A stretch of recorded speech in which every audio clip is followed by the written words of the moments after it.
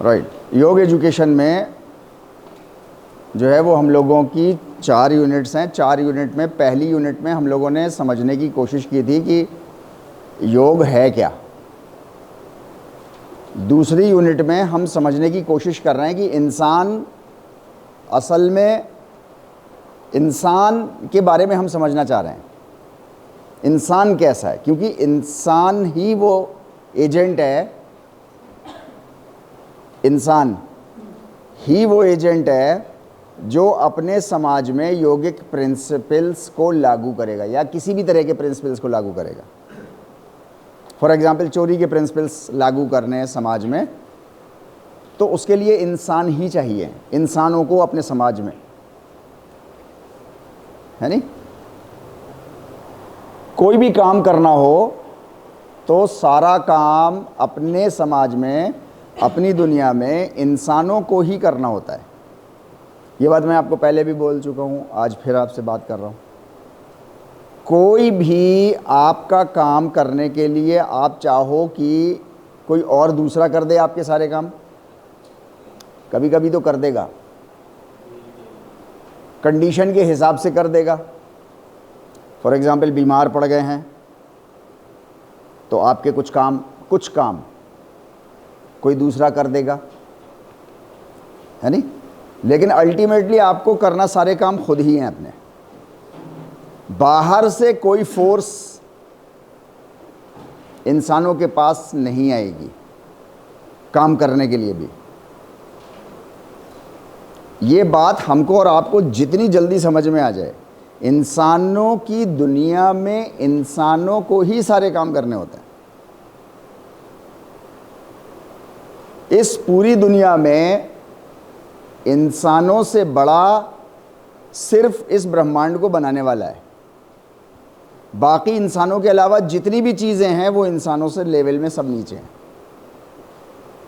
जितनी भी चीज़ें, उनको इंसानों को अपने फ़ायदे के लिए इस्तेमाल करना होता है। पेड़ पौधा, ज़मीन, पानी, पहाड़, पत्थर, हवा, आपको अपने बेनिफिट के लिए, बेनिफिट टू ऑल मैनकाइंड के लिए इस्तेमाल करना होता है। और ये सारा इस्तेमाल खुद इंसान करेंगे, बाहर से कोई नहीं आएगा। मेरे कपड़े कितने ही गंदे हो जाएं, किसी इंसान को ही धोने होंगे, है नहीं। मैंने अपने लिए, अपने जीवन में, अपने लिए मैंने ये प्रिंसिपल बना रखा है कि जो चीज़ मैं गंदी करूँगा उसको मैं ही साफ करूँगा। होना यही चाहिए, मगर आमतौर से ऐसा होता नहीं है। लोगों के पास ज़रा सा पैसा आ जाता है तो फिर झूठे बर्तन कोई और धोए, जबकि किसी के झूठे बर्तन धोना इंसान की बेइज्जती है। आप दूसरों के झूठे बर्तन धो के तो दिखाओ ज़रा। कोई आपके सामने ऐसे प्लेट फेंक के जाए, रख के जाए, उसने गंदी करी है, आपको कहा जाए आप धो दो, मुश्किल काम है। दुनिया में ऊपर वाले के अलावा आपसे पावरफुल कोई नहीं है।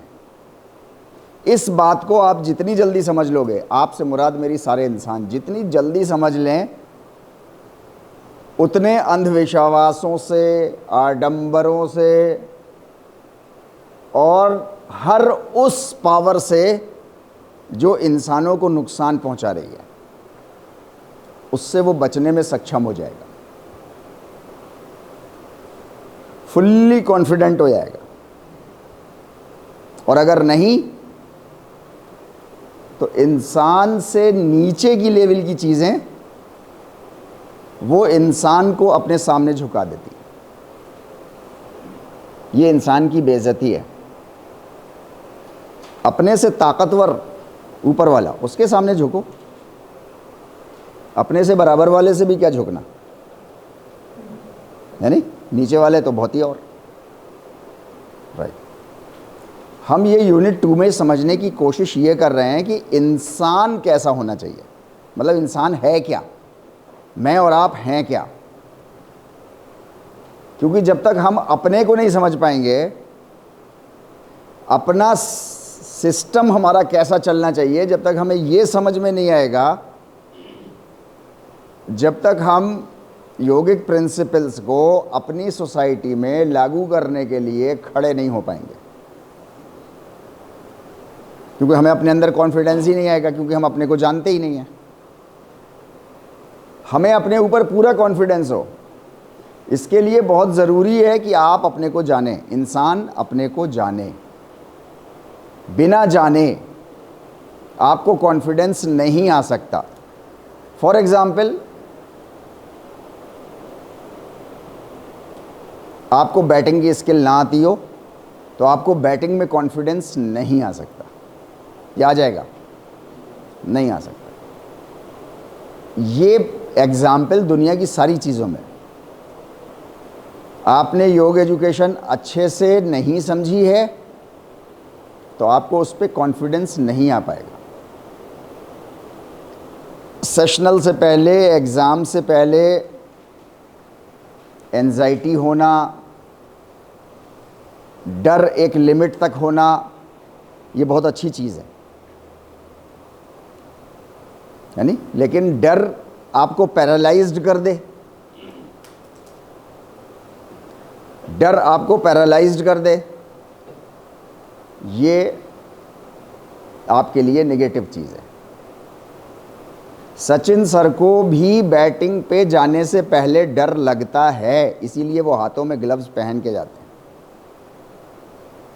हालांकि बॉलर 99.9% बॉलर उनके उंगलियों पे बॉल मार नहीं सकता, मतलब स्किल है उनकी, मास्टरी है उनको, लेकिन फिर भी एक कोई डर है। लेकिन वो डर उनको पैरालाइज्ड नहीं करता, इसलिए बैटिंग तो वो फुल फ्लो करते हैं उस छोटे से डर के साथ कि अगर बॉल लग गई तो वो डर तो सबको होना चाहिए। जब आप टीचर हो जाओगे तो आपको भी एक हल्का सा वो डर रहेगा, अगर मैं स्टूडेंट्स के सामने कंटेंट की डिलीवरी नहीं कर पाया तो फिर ये बच्चे क्या बातें करेंगे, है ना। स्टूडेंट्स को वो डर रहना चाहिए कि मैं कंटेंट तैयार नहीं कर पाई, तो वो डर रहना चाहिए। लेकिन उस डर से आप पैरालाइज्ड हो जाओ और पढ़ाई लिखाई आपकी प्रभावित हो जाए, ये फिर नेगेटिव चीज़ है। बात क्लियर है ना यहाँ तक? राइट। तो हम लोग इंसान समझ रहे हैं, इंसान होता कैसा है असल में। अभी तक आप लोग जितनी भी पढ़ाई करके आए हो, नर्सरी से ले करके और बीए फाइनल ईयर तक और बीपीएड फर्स्ट सेमेस्टर तक, आपने जो है वो इंसान कैसा होता है इसके बारे में नहीं पढ़ा है। इंजीनियरिंग कॉलेज में इंसान कैसा होता है इसके बारे में नहीं पढ़ाया जाता। इसी वजह से एक स्टूडेंट बहुत अच्छा इंजीनियर बन जाता है और उसके बाद फिर वो बहुत अच्छा गबन करने वाला भी बन जाता है, क्योंकि उसको समझ में नहीं आता ना इंसान होता कैसा है, इंसान की रिक्वायरमेंट्स क्या क्या है। तो हम लोग ये समझने की कोशिश कर रहे हैं कि इंसान असल जो हम और आप क्लेम करते हैं अपने को, तो हम लोग हैं कैसे, हमारी क्या कैरेक्टरिस्टिक्स है। एक कैरेक्टरिस्टिक चीज़ों को समझने की हमने 2.3 में बात करी थी, इमोशंस, इंटेलेक्ट, प्रत्यक्ष, अनुमान, आगमा, वो सारी चीज़ें थी ना। एक वो हमने एक सिस्टमिक वे में उसको समझने की कोशिश की थी कि आगमा, knowledge of yoga, must control our intellect and our intellect must control our emotions. अगर आगमा इंटेलेक्ट को कंट्रोल करती है और इंटेलेक्ट इमोशंस को कंट्रोल करके रहते हैं तो यहाँ डिफरेंस क्रिएट हो जाता है जानवर और इंसानों में। वरना हम भी निएंडरथैल की तरह हैं। आपने फोटोग्राफ देखे थे उसके, डेनिसोवन की तरह हैं। यानी सिर्फ कपड़े पहन लेना, अंगों को छिपा लेना, अपनी खूबसूरती को बढ़ा लेना, स्मार्टनेस और लेवल हाई कर लेना, दिस इज़ नॉट कॉल्ड इंसानियत। इंसानियत का वो भी एक हिस्सा है, लेकिन वो छोटा हिस्सा है, वो सेकेंडरी हिस्सा है। पहला हिस्सा है कि हमारे आपके अंदर 10 में से 9 पॉइंट्स जानवर के हैं और 1 पॉइंट इंसानियत का है। उस इंसानियत वाले पॉइंट से योग डील करता है, ठीक है नहीं? तो हम लोग समझने की कोशिश कर रहे हैं कि इंसान क्या है। तो 2.3 में हमने उसकी चीज़ों को कैसे अंडरस्टैंड करता है, उसकी सोसाइटी में लेवल क्या होना चाहिए। तो आगमा, then intellect and then emotions, ये सीक्वेंस होनी चाहिए। अभी दुनिया में सीक्वेंस आगमा माइनस है। अभी सीक्वेंस में आगमा माइनस है, इंटेलेक्ट और इमोशंस हैं। बस इसी का खेल चल रहा है। इंटेलेक्ट में जो ज़्यादा है, जो ज़्यादा अच्छा स्टूडेंट था इंजीनियरिंग का, वो ज़्यादा अच्छा का बन करके ले गया, क्योंकि दिमाग तेज़ चलता था उसका। उसे समझ में आता था कि फाइलों पे कहाँ कहाँ सिग्नेचर करने और कैसे कैसे करने, किन किन पेपर्स पे करने, तो मैं बच जाऊँगा और 2000 करोड़ भी मेरे पास आ जाएंगे। सिंपल है, क्योंकि तेज़ दिमाग का था वो। उसके जैसे और भी इंजीनियर्स बने थे, लेकिन उतना तेज़ दिमाग नहीं था, तो वो रिसोर्सेज वो नहीं ले जा पा रहा था चुरा के। तो इंटेलेक्ट और इमोशंस हमेशा ये खेल खेलते हैं, हमेशा, कि कैसे ज़्यादा से ज़्यादा, कैसे, इससे बहस नहीं, तरीका क्या है, कैसे भी ज़्यादा से ज़्यादा दुनिया के रिसोर्सेज मेरे पास कैसे आ जाए। जिसके पास जितना इंटेलेक्ट होगा वो उतना ले जाएगा। कोई इमोशनली उखड़ गया तो 2, 4, 10, 50, 100, 2, 4 लाख को नुकसान करके खुद भी मर जाएगा, अगर इमोशंस उखड़ गया तो ये दुनिया में ये खेल चल रहा है। आगमा, नॉलेज ऑफ योग, वो माइनस है, राइट? तो हम लोगों ये चीज़ यहाँ तक, इंसान क्या है, तो इंसान ऐसा होना चाहिए। आगमा मस्ट कंट्रोल आवर इंटेलेक्ट और our intellect must control our emotions, right?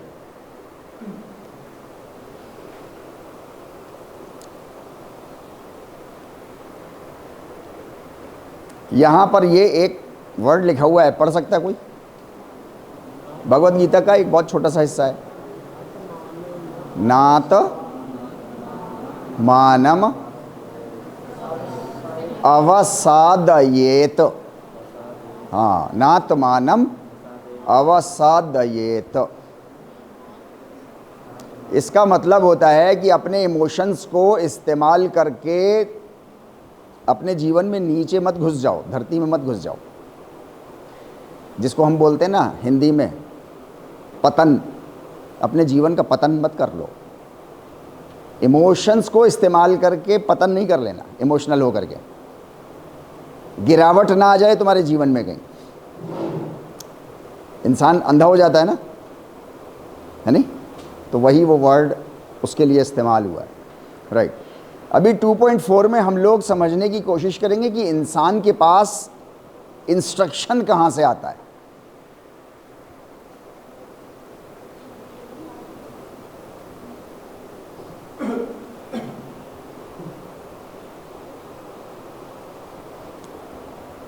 आपने, योग जो है वो अध्यात्म नहीं है। इसको आप अध्यात्म, स्पिरिचुअलिटी, ये सब मत समझिएगा। स्पिरिचुअलिटी नाम की कोई चीज़ नहीं होती, है नहीं? 2 ही चीज़ें हैं इंसान के साथ, वो भी हमने समझा है। इंसान के पास एक शरीर है, एक चित्त है, एक आत्मा है। 3 चीज़ें मान लो। तीसरी मैंने इसलिए नहीं बोली क्योंकि तीसरी चीज़ न्यूट्रल है, उसमें आप कुछ कर नहीं सकते। उसमें आपका कोई रोल नहीं है, कोई रोल नहीं है, कुछ नहीं कर सकते आप उसका। अब बचे दो, ये शरीर और चित्त, इनका आप बहुत कुछ कर सकते हो और बहुत कुछ बिगाड़ सकते हो, अपने शरीर का और अपने चित्त का। जो चाहो कर लो इसके साथ। शरीर बनाना चाहो बना लो। शरीर बनाने के लिए ज़रूरी नहीं है फिज़िकल एजुकेशन में आओ। फिज़िकल एजुकेशन में शरीर बनवाया भी नहीं जाता किसी का। Physical education is a course for teaching practice, है ना। स्पोर्ट्स स्किल्स, फिटनेस से related activities, how to teach, ये बताना मकसद है। इसी वजह से यहाँ पर बहुत से ऐसे बच्चे एडमिशन लेते हैं, आपसे पहले से भी लिया है और आप लोगों में से भी किसी ने ज़रूर लिया होगा, कि फ़िज़िकल एजुकेशन में चले जाएं तो हम अच्छे स्पोर्ट्समैन बन जाएंगे। यहाँ जितने भी इस तरीके का सोच रख करके जो लोग भी आते हैं, उनका स्पोर्ट्स उनको 1 महीने में समझ में आ जाता है कि बर्बाद हो गया, क्योंकि मकसद ही नहीं है ना यहाँ पे स्पोर्ट्समैन बनाना आपका। आपको अच्छा स्पोर्ट्समैन बनना होता है तो उसके लिए तो आपको अलग से स्ट्रगल करना होता है। यहाँ का लोड उठाओ पूरा, वो तो उठाना ही है आपको अगर बने रहना है स्टूडेंट तो। और फिर आपको अपने गेम्स, अपने फिर एक्टिविटीज़ कॉम्पिटिटिव लेवल पे भी करनी है तो जाओ खेलो बाहर जाके, अगर एनर्जी बचे तो। खेलते हैं बच्चे, लेकिन मकसद नहीं है ये कि आपको अच्छा स्पोर्ट्स पर्सन बनाया जाए, आपको अच्छा टीचर बनाया जाए, राइट। तो फिज़िकल एजुकेशन में आकर के शरीर बन जाएगा ज़रूरी नहीं है, लेकिन हाँ प्रिंसिपल्स सीख जाओगे। अगर कर्मसु कौशलम में रहे तो प्रिंसिपल सीख जाओगे, how to build your physical fitness, कैसे अच्छी फिटनेस रखी जाए, कैसे एनर्जेटिक रहा जाए, कैसे मसल्स अच्छे लेवल पे काम कर पाएँ, इनके प्रिंसिपल्स आप सीख जाओगे, राइट। दूसरी चीज़ हमारे पास जो है वो चित्त है। चित्त जो है वो स्पिरिट नहीं है। मैंने आपसे बोला ना, स्पिरिचुअलिटी एक वर्ड है, इंटरनेट भरा पड़ा है स्पिरिचुअलिटी के नाम से।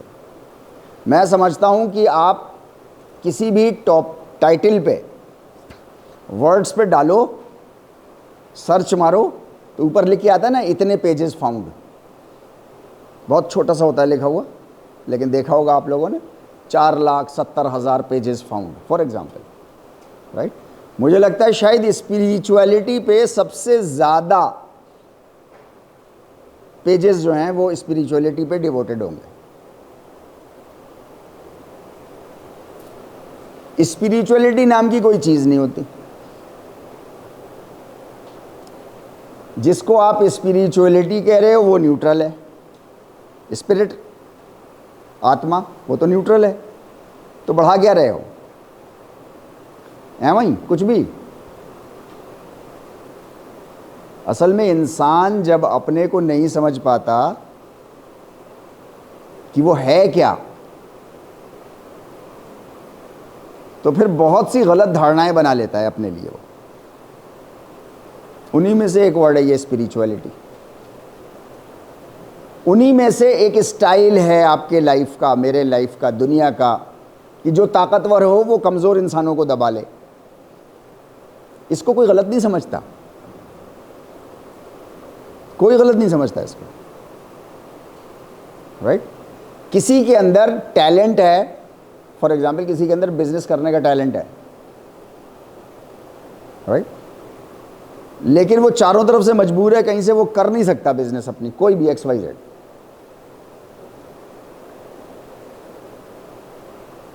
अब आप अगर खड़े हो जाएं कि भाई उससे रिलेटेड जो रिसोर्सेज हैं वो हमसे लो तुम, और अपना बिजनेस खुद करना शुरू करो, तो आप देखो आपके घर वाले कैसे आपके पीछे पड़ जाएंगे। भाई तुम्हें क्या मतलब, दुनिया कर रही है क्या उसके लिए? तुम क्यों कर रहे हो? एक आफत है, राइट? मतलब कमज़ोर को और कमज़ोर रखो ताकि वो आपके लिए काम करता रहे। ये दुनिया का एक उसूल बना लिया है उसने। क्यों बना लिया है? क्योंकि इंसान अपने को समझ नहीं पा रहा कि वो है क्या। आपके पास दो ही चीज़ें हैं, फिजिकल बॉडी है और एक चित्त है।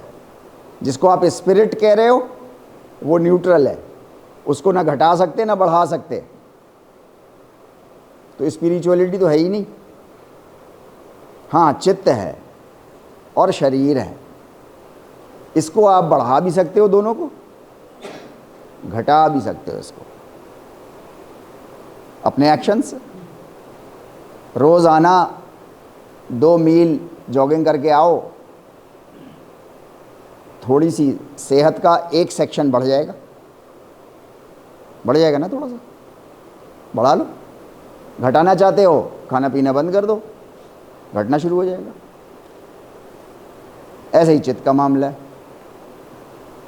इंसान को इंस्ट्रक्शंस कहाँ से मिलते हैं? इंसान चूंकि अपने आप को समझ नहीं पाता, इसलिए वो तरह तरह की अटकलें मारता। अटकल समझते हैं? अटकल, हाँ, मतलब ऐसे ही अंधेरे में हाथ पैर मारना जिसको बोलते हैं, अंदाजे लगाना, और वो भी ब्लाइंड अंदाजे। शायद तीर लग जाए अंधेरे में, शायद लग जाए, उसे कहते हैं अटकल। लिख लो आप इसको। नए कुछ वर्ड्स आते हैं बीच बीच में, उनको लिख लिया करो।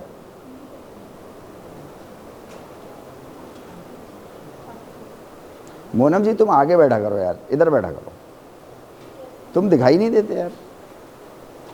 अब मैं इस कोने तक आया बहुत दिनों बाद तो दिखाई दिए।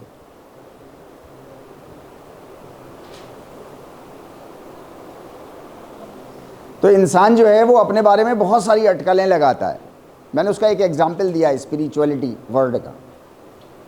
इंटरनेट पे सबसे ज़्यादा पेजेस उसके लिए, और स्पिरिचुअलिटी नाम की कोई चीज़ इंसान के अंदर है नहीं। 3 ही चीज़ें, 3 में से जिसको वो स्पिरिट कह रहा है वो न्यूट्रल है। 2 चीज़ें बची हैं, उन दोनों में कहीं स्पिरिचुअलिटी नहीं है। एक शरीर, फिजिकल शरीर है, जिसको आपने एनाटॉमी फिजियोलॉजी में फर्स्ट सेमेस्टर में पढ़ा है। एक चित्त के बारे में पढ़ रहे हो आप इस वक्त, और मास्टर्स में भी पढ़ोगे आगे इसको, बस, राइट। तो इंसान को इंस्ट्रक्शंस कहाँ से मिलते हैं? तो इंसान ने अटकल लगाई कि अटकल, अपने को तो समझ नहीं पाया वो, उसने अपने चारों तरफ देखा। इसको समझने की कोशिश करिएगा, इंटरेस्टिंग है। उसने चारों तरफ देखा कि उसके चारों तरफ क्या हो रहा है। तो उसके चारों तरफ उसे दिखाई दिया, उसको पेड़ पौधे, और उसको दिखाई दिए तरह तरह के जानवर। यही 2 दिखाई दिए। फिर उसने एक और चीज़ भी देखी कि हर जानवर, उसको कोई इंस्ट्रक्शन नहीं दिया जाता, और वो बेस्ट जानवर, अपनी स्पीशी का बेस्ट बन जाता है। शेर का बच्चा छोड़ दो ऐसे ही तो शेर बन जाएगा, बकरी थोड़ी बन जाएगा कि ट्रेनिंग नहीं मिली उसे कहीं से, है नहीं? खरगोश का बच्चा खरगोश बन जाएगा, मुर्गी का बच्चा मुर्गी बन जाएगा। ये इंसानों ने देखा अपने चारों तरफ। पेड़ों को भी ऐसे ही देखा। वो निकले थे ज़मीन से तो सब एक से थे, और जैसे जैसे वक्त गुजरता गया, बड़े होते गए, तो सबका शेप चेंज होता गया, अलग अलग। कोई चावल का पेड़ बन गया, तो कोई पीपल का पेड़ बन गया, कोई बरगद का, कोई आम का। किसी ने उनको सिखाया नहीं कि आम बनना है, अपने आप बन गए। तो इंसान ने एक चीज़ समझ ली कि जैसे ये सब अपने आप अंदर से खुद ही इंस्ट्रक्शंस ले रहे हैं अपने जीवन के लिए, ऐसे ही इंसान भी अपने अंदर से इंस्ट्रक्शंस लेता है। इसको समझने की कोशिश करिएगा। जैसे जानवर और पेड़ पौधे ले रहे हैं, अपने अंदर ही इंस्ट्रक्शन है ना उनके, उनको सिखाया नहीं जाता ना, है नहीं? और वो बेस्ट बन जाते हैं, बेस्ट बकरी बन जाते हैं, बेस्ट शेर बन जाते हैं, बेस्ट हिरन बन जाते हैं, सब कुछ बेस्ट हो जाता है उनका। इंसान के बारे में ये सोचा गया कि वो इंसान के अंदर भी वैसे ही इंस्ट्रक्शंस होते हैं, इंसान के अंदर, जिनसे वो स्वयं इंसान बन जाएगा, बस वो उनको जगा ले। इंसान को इंसान के हाल पे छोड़ के तो देखो ज़रा सा। पहली बात तो कोई परिवार जो बच्चा उनके यहाँ पैदा हुआ है उसको अपने हाल पे छोड़ते नहीं हैं, हिम्मत नहीं है छोड़ दें। आप उसको अगर अपने हाल पे छोड़ दोगे तो बच्चा भूखा मर जाएगा, अपना खाना नहीं ढूंढ सकता। इंसान का, बकरी का बच्चा खाना ढूंढ लेता है अपना फ़ौरन, मुर्गी का बच्चा अपना खाना ढूंढ लेता है चाहे माँ ना हो उसके पास। इंसान का बच्चा ढूंढ ही नहीं सकता। अगर उसकी बदन पे कोई गंदगी लग गई है तो वो सफाई नहीं कर सकता। हर चीज़ उसको बाहर से सीखनी होती है, अंदर से उसके पास कोई इंस्ट्रक्शन नहीं होता। लेकिन समझा ऐसा गया कि इंसानों के अंदर जैसे बाहर के चीज़ें, जानवर और पेड़ अंदर से ग्रो हो रहे थे, ऐसे इंसान भी खुद ग्रो हो जाएगा। तो हम लोग यहाँ 2.4 में समझने की कोशिश कर रहे हैं कि इंस्ट्रक्शंस इंसान को मिलते कहाँ से हैं। ये बात हम समझने की कोशिश करेंगे। राइट, इसको पढ़ लीजिए पहले।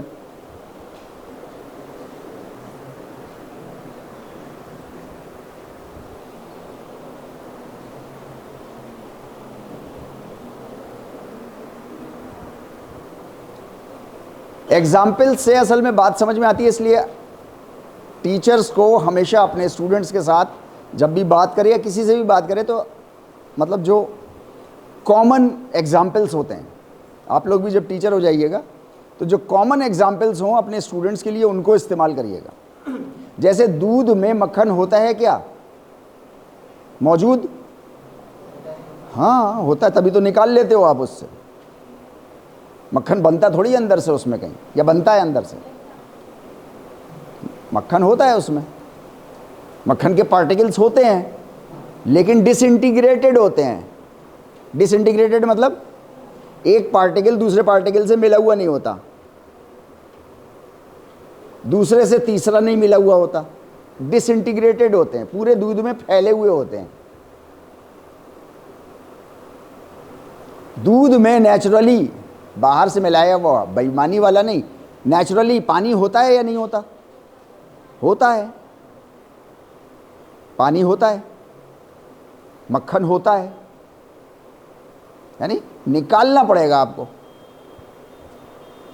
ठीक है, तो जिस तरीके से दूध के अंदर मक्खन होता है, इसी तरीके से ह्यूमंस के अंदर जो है वो चित्त होता है, मगर वो मैनिफेस्टेड नहीं होता। मैनिफेस्टेड मतलब सामने आपको ऐसे दिखाई नहीं देता वो।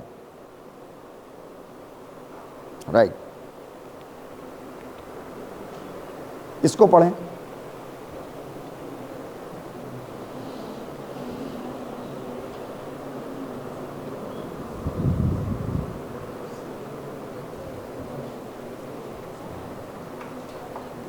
दूध से आपको मक्खन के पार्टिकल्स अलग करने हैं, दूध से मक्खन के पार्टिकल्स अलग करने हैं तो क्या करना पड़ता है? उसके अंदर रगड़ पैदा करनी पड़ती है नहीं? रगड़ समझ रहे हैं ना?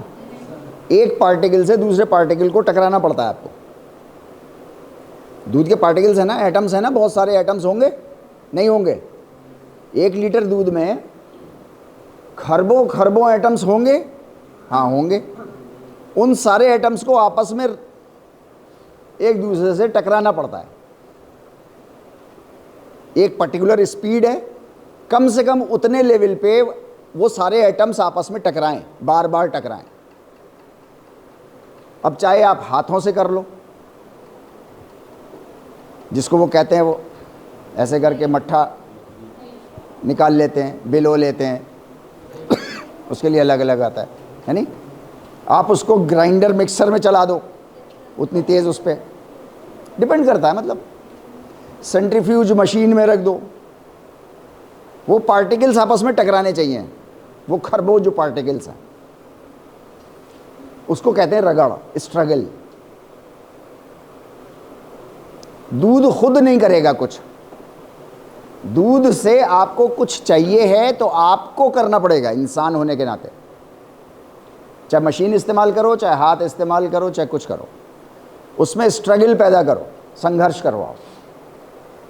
इसी तरीके से आपके चित्त को, आपका चित्त जो है वो मैनिफेस्टेड फॉर्म में नहीं आ सकता जब तक कि आप उसमें संघर्ष क्रिएट नहीं करेंगे, चित्त के साथ लड़ेंगे नहीं, चित्त को प्रेशराइज नहीं करेंगे। जब तक दूध को प्रेशराइज किया ना आपने तो उसने मक्खन दिया निकाल के, है नहीं? ऐसे ही चित्त है, चित्त डेवलप नहीं होगा जब तक कि आप उसमें रगड़ क्रिएट नहीं करेंगे। इसको लिख लीजिए, इस सेंटेंस को लिखिए पहले जल्दी से।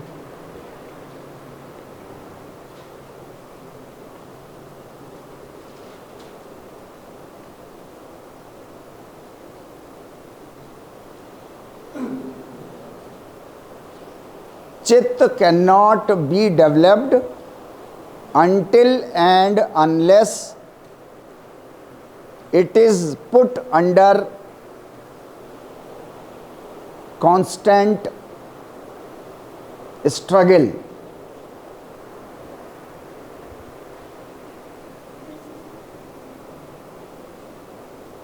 Chitta cannot be developed until and unless it is put under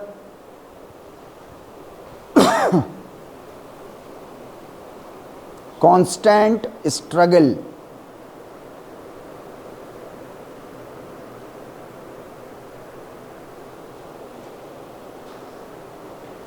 यहां तक बात क्लियर हो गई इतनी?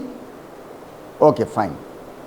वैसे वो चित्त आपकी पर्सनालिटी से मिक्स रहेगा, पड़ा रहेगा वो एक तरफ। आपको उसको ग्रो करना है तो आपको कॉन्स्टेंटली स्ट्रगल करना पड़ेगा, संघर्ष करना पड़ेगा, जद्दोजहद लगातार करनी पड़ेगी, तब आप अपने चित्त को डेवलप कर सकते हो। यहाँ तक ये बात क्लियर एक हम लोग कर रहे हैं, राइट, है ना? अभी आप देखो क्या है, दूध है, दूध में आप पानी मिला दो, जो मक्खन के पार्टिकल्स डिसइंटीग्रेटेड थे उनमें भी पानी चला जाएगा। यस, है नहीं? पूरे दूध में मिलते हैं ना पानी। पानी जो है वो मक्खन के पार्टिकल्स में भी चला जाएगा जब तक वो डिसइंटीग्रेटेड थे, मतलब अलग अलग थे, राइट। आपने उसमें रगड़ पैदा की,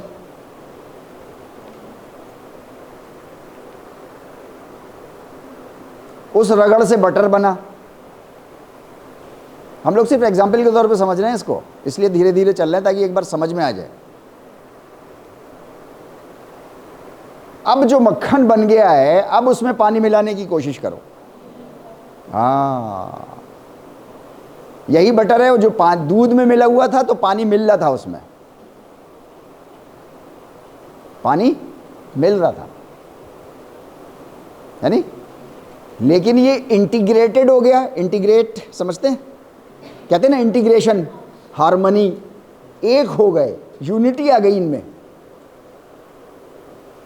इंटीग्रेशन हो गया। सारे मक्खन के पार्टिकल्स एक जगह जमा हो गए। एक बार जमा हो गए, अब आप इसको रात भर पानी में छोड़ दो, ऊपर से पानी डाल दो, पानी के साथ बह के तो चला जाएगा, लेकिन अब पानी अपने अंदर नहीं लेगा, ये मिलेगा नहीं पानी के साथ, ठीक है नहीं? राइट।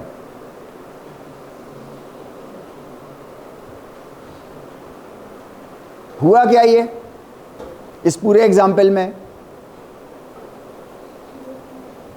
मक्खन जब अपनी ओरिजिनल शेप में आ गया तो फिर वो किसी बुराई को अपने अंदर नहीं ले रहा,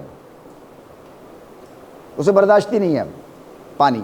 अभी तक बर्दाश्त था क्योंकि अपनी ओरिजिनल फॉर्म में नहीं आया था। मक्खन तो था लेकिन ओरिजिनल फॉर्म में नहीं आया था। इसलिए वो जो चाहो आप मिला दो दूध के अंदर। अब तो तरह तरह के केमिकल्स मिलते हैं, हम लोग सब देखते रहते हैं, सब मक्खन ले लेगा।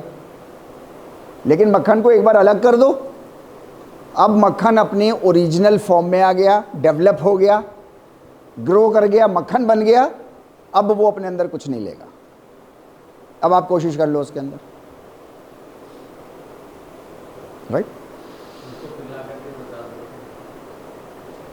मक्खन के पार्टिकल में फिर भी नहीं डाल सकते, पिघला दो उसको, बिल्कुल पिघला दो और पानी में डाल दो, पानी ले लेगा अपने अंदर वो? नहीं, नहीं लेगा बेटे, मैं वही कह रहा हूँ ना आपसे। नहीं, पानी को भी गर्म कर दो, पानी को बॉईल कर दो मक्खन के साथ।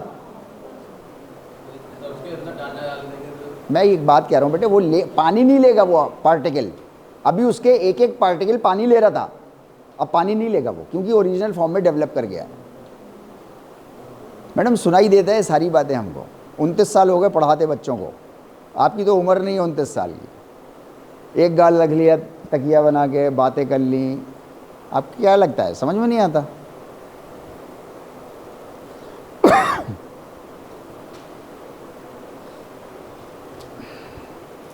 कितनी % अटेंडेंस का नोटिस आया है?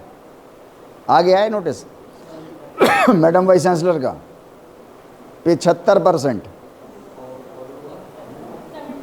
75 स्ट्रिक्टली। वो नोटिस आज मैं इशू कर रहा हूँ वाइस चांसलर मैडम का, आप लोगों को आ जाएगा, आज आ जाएगा। Strictly 75% paper wise. अपनी अपनी कमर संभाल लो सब लोग, हर सब्जेक्ट में 75% चाहिए। जिनकी 40% है, 50% है, 60% है, 65% है,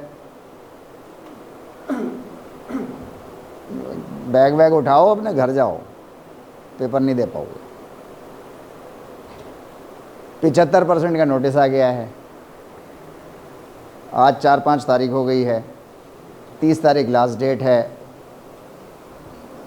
हम क्लास में अभी भी सीरियस नहीं हो पा रहे। कोई सो रहा है, तो कोई बीमार है, तो कोई बातें कर रहा है।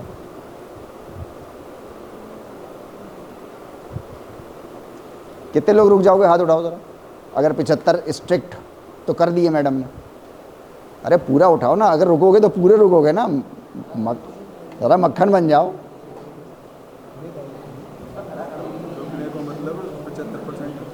75 हो जाएगी तुम्हारी? हो जाएगी तो ठीक, ओके फाइन। 10-12 तो यहाँ वो दिखाई दे रहे हैं जो ईमानदारी से जिन्होंने उठा लिया, और अभी 12-15 और हैं जो, हाँ ठीक है, वो अपना जीवन ऐसे ही चला लेंगे, वो दूध में ही मिले रहेंगे, वो मक्खन की तरह चढ़ाते रहेंगे अपने ऊपर, राइट।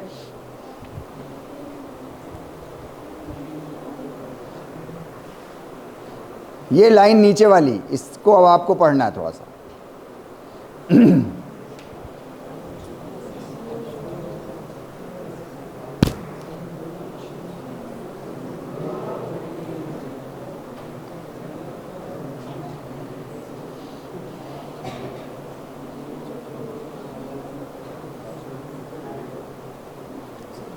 है क्या जी? है किसका? ये अच्छा, ये हिंदी में नहीं आया। डाइल्यूट, डाइल्यूट कहते हैं, हाँ, किसी चीज़ को मुलायम कर देना, पानी मिला देना उसमें। जैसे आपने खाना खाया और कहा जाता है ना, खाने के फ़ौरन बाद पानी नहीं पीना है, कम से कम आधा घंटा, खाना खाने के फ़ौरन बाद। क्यों?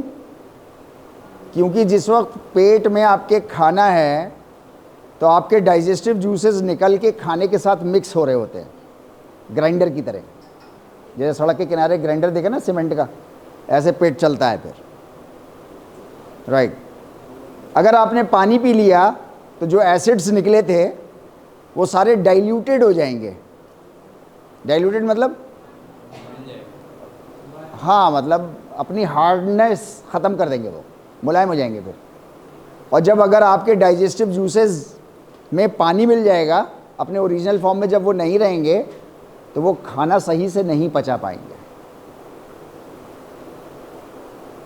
तो डाइल्यूट कहते हैं उसको। किसी भी चीज़ को डाइल्यूट कर देना मतलब उसमें पानी मिला देना या उसकी शक्ति को ख़त्म कर देना, उसकी ताकत को ख़त्म कर देना, उसे कहते हैं डाइल्यूट, राइट। तो हमारे चित्त जो है वो हमारी पर्सनालिटी में घुला मिला है, ऐसे ही जैसे मक्खन दूध में, फ्रिक्शन क्रिएट किया, मक्खन बाहर आ गया, अब वो डाइल्यूट नहीं हो रहा, मक्खन अब डाइल्यूट नहीं हो रहा। इसी तरीके से चित्त के साथ आपको स्ट्रगल करना है। जो आपको बाहर से कमांड्स दिए गए योग में, वो सारे कमांड्स पूरे करने हैं। जब वो पूरे करेंगे तो अपने से लड़ना पड़ेगा आपको बहुत ज़्यादा। समाज से तो बाद में लड़ोगे, अपने से पहले लड़ना पड़ेगा। अपने से कैसे लड़ना पड़ेगा? अकल आपकी समझाएगी ये मेहनत करके तो यार मैंने कमाया है, ये योगेश्वर ने एवं ही कह दिया है, निर्ममा। निर्ममा समझ रहे ना? हाँ, मतलब ऐसे ही है। अब अपने से लड़ना पड़ेगा ना, अपनी आपकी अकल समझा देगी आपको आपकी हो अपनी अकल से लड़ना पड़ेगा। ये अकल कह रही है कि अरे मेरा है सारा, योग कह रहा है कि नहीं सारा तुम्हारा नहीं है, जितनी तुम्हारी ज़रूरत थी उतना तुम्हारा है, बाकी हाँ एक्स्ट्रा आ गया है तुम्हारे पास, क्योंकि तुम ज़्यादा इंटेलिजेंट थे इसलिए तुम्हारे पास आ गया है ज़्यादा, वापस कर दो इसको। अब अपने से लड़ाई शुरू हुई, अपने से खुद से लड़ाई शुरू हुई। ये है struggle within ourselves, स्वाध्याय, फ्रिक्शन। फ्रिक्शन करोगे तो चित्त डेवलप होगा, और एक बार चित्त अपने प्योरेस्ट फॉर्म में आ जाएगा, प्योर फॉर्म में एक बार चित्त आ जाएगा तो आप जान तो दे दोगे अपनी, मगर उसको डाइल्यूट नहीं होने दोगे। आपने देखा ना, बहुत से लोग हैं ना जिन्होंने बड़े बड़े मतलब कॉजेज़ के लिए जाने दिए हैं अपनी, नाम लेते रहते हैं हम लोग, सुभाष चंद्र बोस सर, अभी लेते रहो, अब ऐसे कई सौ आप ले सकते हो नाम। तो एक बड़ा कॉज था उनके सामने, वो कॉज अनडाइल्यूटेड फॉर्म में था उनके अंदर। उन्होंने कहा नहीं साहब इससे तो नहीं, जानी तो है ले लो, वंदे मातरम कहा, चढ़ गए, और पूरी दुनिया रेस्पेक्ट से देखती है उनको, क्योंकि उनका जो बिलीफ था वो अनडाइल्यूटेड हो गया था कि नहीं, ये देश पे दूसरे लोग आके कब्जा क्यों करें, हम खुद चलाएंगे अपने देश को। ये फॉर्म आ गया था उनके अंदर और अनडाइल्यूटेड हो गया था। स्ट्रगल करते करते जान दे दी। विनोबा भावे को नाम जानते हैं आप लोग? सर विनोबा भावे है नहीं, उन्होंने पूरे हिंदुस्तान का एक चक्कर काटा था भूदान के लिए। भूदान उस ज़माने में 1920 1930 में नवाबों का वो था, या तो अंग्रेज़ थे या नवाब थे, और ये दोनों पैसे वाले थे। और नवाबों के पास मतलब कई कई 100 गांव हुआ करते थे।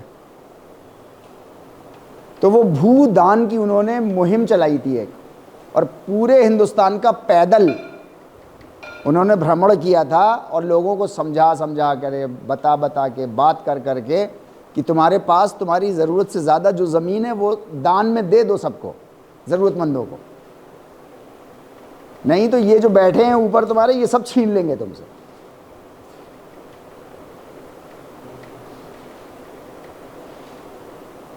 उस ज़माने में नहीं समझ में आई उनके।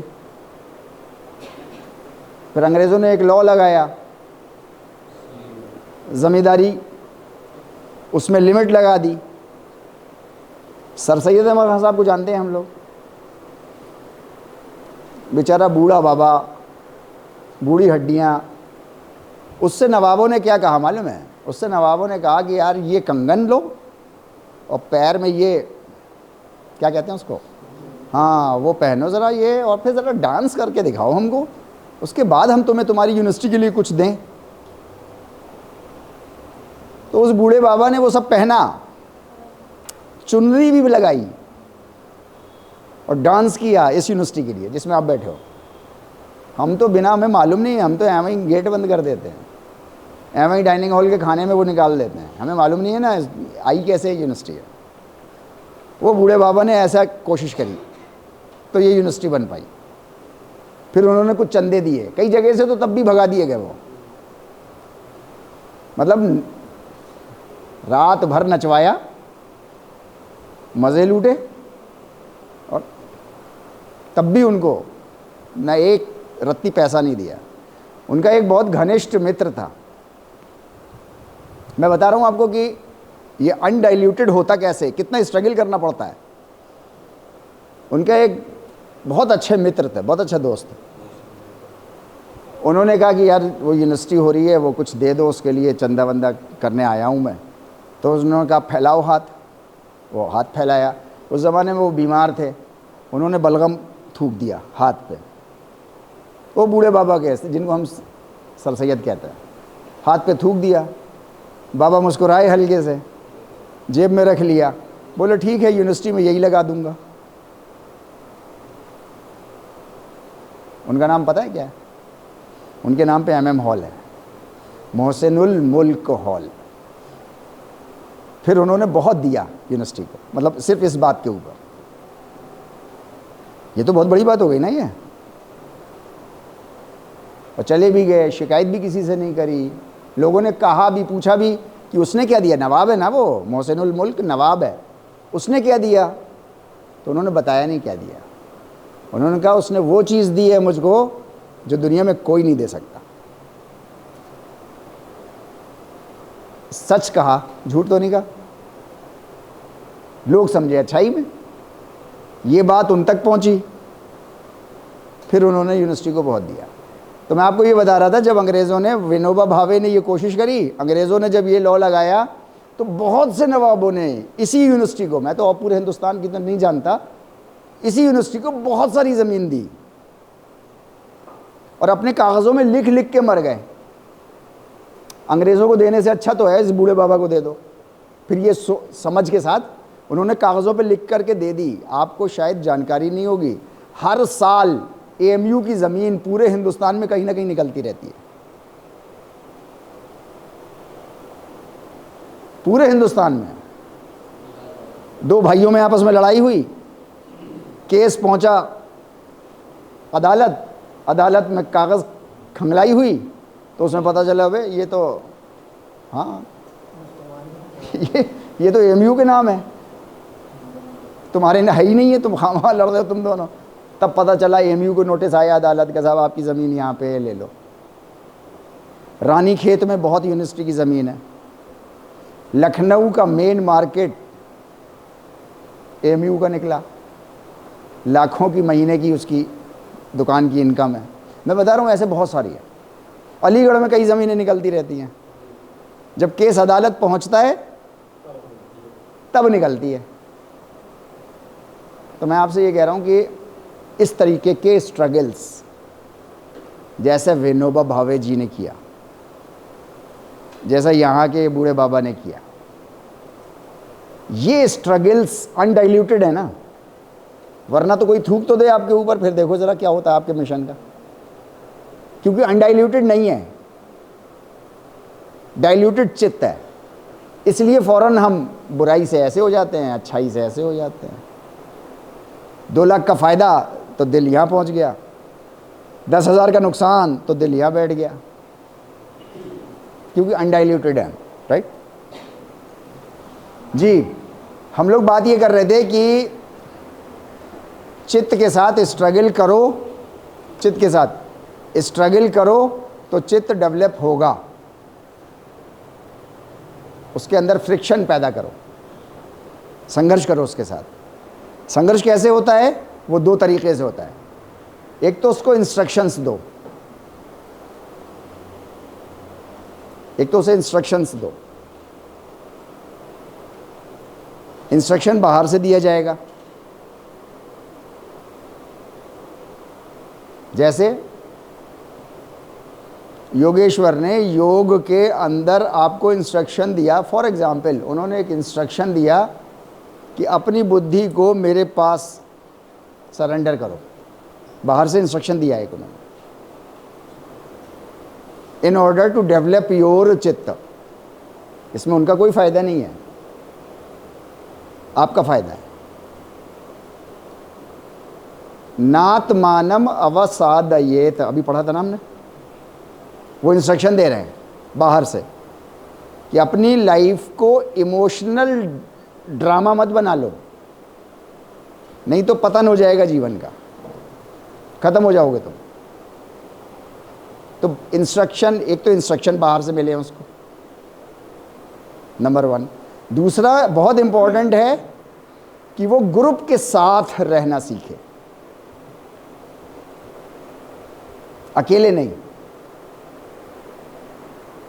अकेला नहीं। इंसान है और वो चाहता है अपने चित्त के साथ स्ट्रगल करना, उसको डेवलप करना, तो ज़रूरी है कि उसका एक समूह भी हो, वो ग्रुप में रहना जानता हो। अच्छा, ग्रुप में अपनी मर्जी से नहीं रहा जाता। जैसे ये एक ग्रुप है, मैं चाहूं कि यहां पे मैं सो जाऊं, तो ऐसे वीडियोस आपने बहुत देखे होंगे जिसमें टीचर सो जाता है क्लास में, सच में सो जाता है वो, तो फिर स्टूडेंट्स क्या बैंड बजाते हैं, वो भी आपने देखा होगा उसी वीडियो में। मतलब अपनी मर्जी से फिर काम नहीं होने होते, फिर काम होने होते हैं for the benefit of the group. पूरे ग्रुप के लिए क्या अच्छा है। स्पोर्ट्स में भी ऐसी होता है, जिसको आप टीम बोलते हो, टीम इज ए ग्रुप, और हर प्लेयर को अपने ग्रुप के बेनिफिट के लिए काम करना होता है, अपने लिए नहीं। जो प्लेयर अपने लिए खेलता है, चक दे इंडिया देखी हमने सबने, है नहीं, उसमें एक प्लेयर थी जो सिर्फ अपना गोल मारना चाहती थी, वो जो भी थी। मेरी बड़ी अच्छी आदत है, मैं नाम किसी का नहीं लेता आम तौर से। बहुत अच्छाई में हो तो विनोबा भावे का नाम लूँगा, बाबा जी का नाम लूँगा। ये बुरी चीज़ है ना, तो बुराई में किसी का नाम नहीं लेना है, लेकिन जानते सब हैं उसको, राइट। वो टीम के लिए नहीं खेल रही, ऐसे दिखाया है ना उसमें, तो उसको उसके कोच ने अलग से बुला के समझाया है। और ऐसे 2 प्लेयर्स हैं उसकी टीम में, है नहीं। तो टीम में रहना सीखे, नंबर 1, और टीम के लिए काम करना सीखे। तो चित्त का डेवलपमेंट आपका एक तो बाहर के इंस्ट्रक्शन से होगा, दूसरा ग्रुप्स, जिसको आप सोशल डायनामिक्स कहते हैं, ग्रुप डायनामिक्स के साथ, ग्रुप की फोर्सेस के साथ जो है वो आपको ग्रुप में रहना आना चाहिए, राइट। इंसान के पास कमांड्स कहाँ से आते हैं? अंदर से इसके पास कोई कमांड नहीं आता, है नहीं। एक चीज़ बहुत इंपॉर्टेंट है, हम लोग समझने की कोशिश कर रहे हैं इंसान कैसा होता है। अपने को तो मैं भी रख के तोलता रहूं, आप भी रख के अपने को तोलते रहो, लेकिन होता कैसा है इंसान, वो हम समझने की कोशिश कर रहे हैं। इंसान के पास इंस्ट्रक्शन कहाँ से आता है? उससे पहले हमें समझना एक बहुत इंपॉर्टेंट चीज़ है कि दुनिया में इंसान के अलावा हर चीज़ का नेचर होता है। इंसान के अलावा हर चीज़ का नेचर होता है, इंसान का अपना कोई नेचर नहीं होता।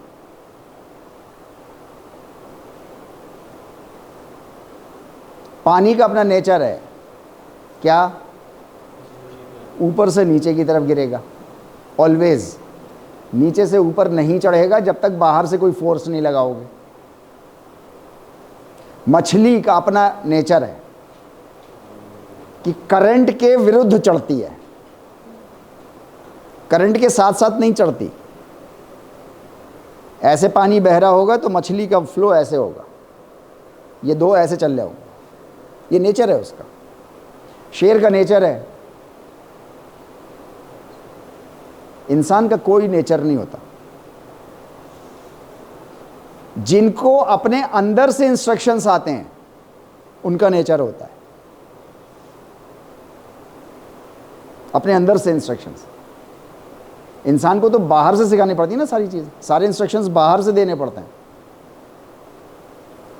अंदर से जिनका इंस्ट्रक्शंस आता है नेचर उनका होता है, और वो सब मजबूर होते हैं, उनके पास फ्रीडम नहीं होती। जैसे सूरज, उसके पास 1 मिली सेकेंड का भी फ्रीडम नहीं है कि अब निकलूंगा, मैं थक गया बहुत। 1 मिली सेकेंड की फ्रीडम नहीं है। आपके पास कितनी फ्रीडम है? देखो ना, इतनी फ्रीडम है, 75% अटेंडेंस नहीं हो रही। फ्रीडम ही तो है ये। नहीं करी क्लास, घर से करके, घर से तो आए थे पूरी क्लास करने, नहीं करी है। फ्रीडम है ना, ऑप्शन है क्लास करें या नहीं करें। तो आपने फ्रीडम इस्तेमाल कर ली, नहीं करना तो ठीक है, 40% अटेंडेंस रह गई। अब कैसे पूरी होगी मुझे नहीं पता, लेकिन 75 का नोटिस आ गया। ये डराता भी रहूंगा साथ साथ में आपको, है ना, राइट।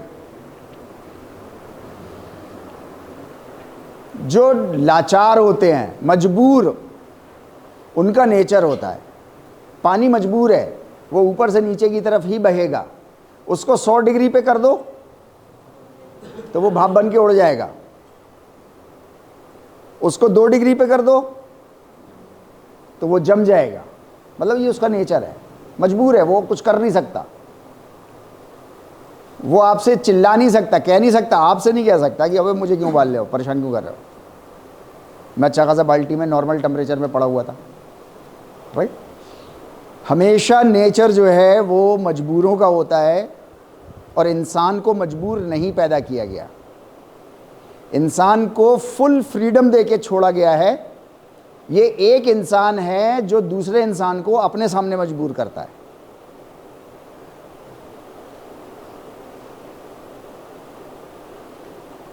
ये इंसान है जो अपनी ताकत का गलत फ़ायदा उठा के दूसरे इंसानों को अपने सामने मजबूर करता है कि तुम मेरे लिए ये काम करो।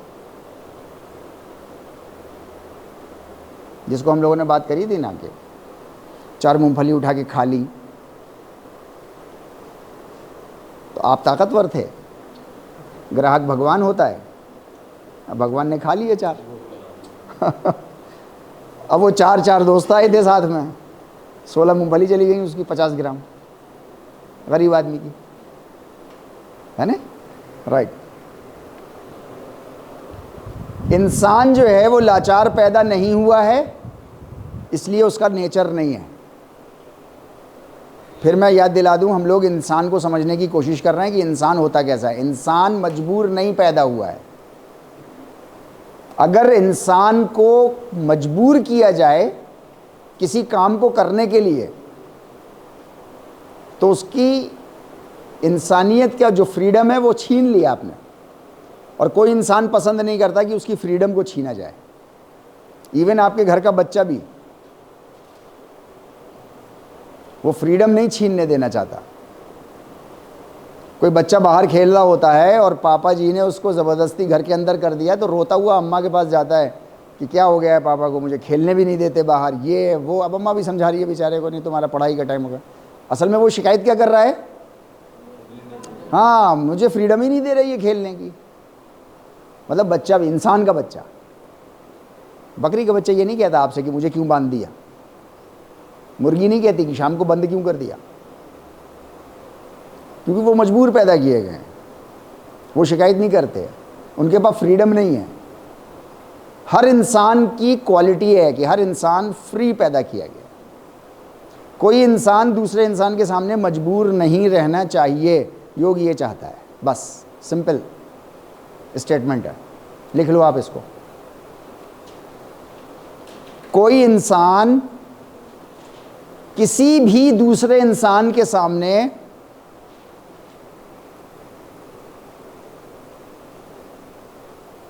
किसी भी तरह से मजबूर ना हो।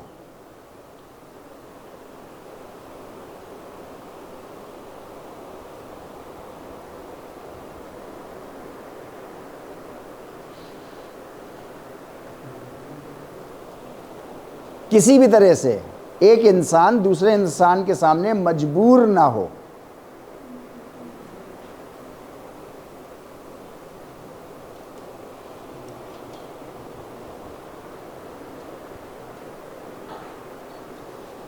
योग ऐसा समाज चाहता है, राइट। भगवत गीता के अंदर एक जगह, यहां भी नहीं आएगा, एक वर्ष है उसके अंदर जिसमें योगेश्वर श्री कृष्ण अर्जुन जी से कह रहे हैं कि मैंने तुम्हें लाइफ की सीक्रेट्स का भी सीक्रेट बता रहा हूं, लाइफ की सीक्रेट्स का भी सीक्रेट बता रहा हूं। और उसके बाद लास्ट में कहा यथेच्छसी तथा कुरु, अब तुम्हारी जो मर्जी आए वो करो। बता दिया सारा, गाइड सारा कर दिया। और उसके बाद क्या कह रहे हैं, यथेच्छसी तथा कुरु, जो मर्जी आए वो तुम करो। मतलब फ्रीडम नहीं छीन रहे, वो मर्जी है, चाहे तो ये सीक्रेट ऑफ द सीक्रेट्स मान लो और कामयाब हो जाओ, सफल हो जाओ जीवन में, खुश हो जाओ, और नहीं तो नीचे चले जाओ, पतन में चले जाओ, मर्जी है तुम्हारी, राइट। इंसान के पास हमेशा फ्रीडम टू डिसाइड रहना चाहिए, हर इंसान के पास, और फ्रीडम टू एक्ट ये रहना चाहिए। ये इंसान की क्वालिटी है।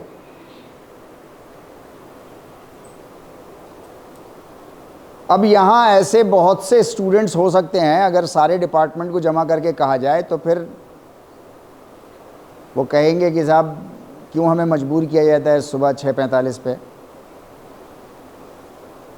आने के लिए, किया जाता है 11 बजे क्यों क्या कहा जाता है, यथेच्छसी तथा गुरु, जब मर्जी आएगी हम तब आएंगे। नहीं, तो हम यहाँ एज ए ग्रुप जब जमा हुए हैं तो इसके रूल्स प्रिंसिपल्स कुछ अलग हो जाते हैं। और ख़ास करके ट्रेनिंग के लिए, आर्मी में ट्रेनिंग होती है तो वहाँ हर सिपाही के दम पे छोड़ दिया जाए, जैसे मर्जी आए कर लो तुम, तो चल जाएगा आर्मी का काम, नहीं चल पाएगा। इसी तरीके से यहाँ पर ट्रेनिंग के लिए जमा हुए हैं to become a successful teacher, तो उसके लिए आपको ऊपर से बाहर से कुछ इंस्ट्रक्शंस दिए जाएंगे। उन इंस्ट्रक्शंस को ट्रेनीज को फॉलो करना होता है। ऑलवेज सारे स्पोर्ट्स पर्सन्स करते हैं। सचिन सर को बैटिंग में कोचिंग की ज़रूरत है क्या? मुझे तो नहीं लगता है। फिर भी उनके 2 बैटिंग कोचेस हमेशा रहे, हर सीरीज में, हर मैच में उनके साथ रहे, प्रैक्टिस में उनके साथ रहे। क्यों? इंसान अगर अपने को अंडर ट्रेनिंग समझता है तो ऊपर से कोई इंस्ट्रक्शन देने वाला उसको होना चाहिए, तभी वो कामयाब रह सकता है। उन्होंने अपने को नहीं समझा मास्टर, मास्टर तो दुनिया ने कहा ना उनको, उन्होंने तो अपने को स्टूडेंट ही समझा बैटिंग का। तो उन्होंने ये भी समझा कि मुझे टीचर की भी ज़रूरत है, और टीचर हमेशा रहे उनके साथ। तो जब भी आप ट्रेनिंग उसमें रहेंगे, ट्रेनिंग वाले पार्ट पे रहेंगे, तो हमेशा आपको बाहर से इंस्ट्रक्शंस लेने होंगे।